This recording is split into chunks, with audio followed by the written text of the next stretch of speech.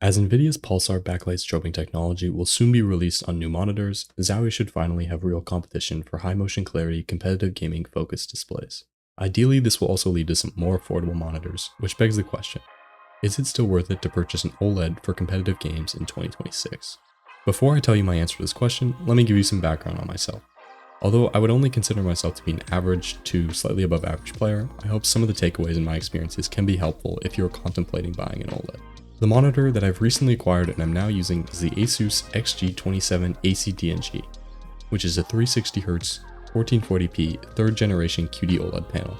I'll be referring back to my old monitor comparison, which was the Zowie XL2546K, a 240Hz TN panel with Diac Plus, which is a backlight strobing method for motion clarity, similar but weaker compared to Nvidia's new Pulsar technology. Bought this monitor mainly for gaming, but also for the wider color gamut, which gives me a greater ability to edit photos and videos more accurately. I'd also heard of the improved motion clarity and response times of OLED and wanted to see for myself if it was worth it firsthand.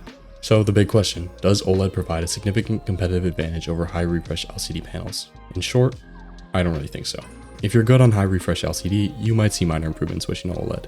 At the end of the day, you will experience diminishing returns as you continue to increase frame rates, lower your response times, and increase motion clarity. While I could definitely see those elements being visually better when using my new monitor, I think it functions as much more of a quality of life upgrade rather than one that will actually help you win games. Then, do I regret my purchase? No, I don't at all. While the primary function of this monitor is still gaming, now I have a color accurate, visually beautiful screen I can use for photo and video editing as well as other media consumption. All in all, I think you should only consider an upgrade to OLED if you have the cash to spare or care deeply about viewing experience in the way colors appear. Don't get me wrong, OLED makes things look absolutely beautiful, but if you strictly care about competitive gaming, I don't believe it's a worthwhile upgrade. Thanks for watching this video. Feel free to let me know any suggestions/comments you have on what I should cover next or things you think I can improve on.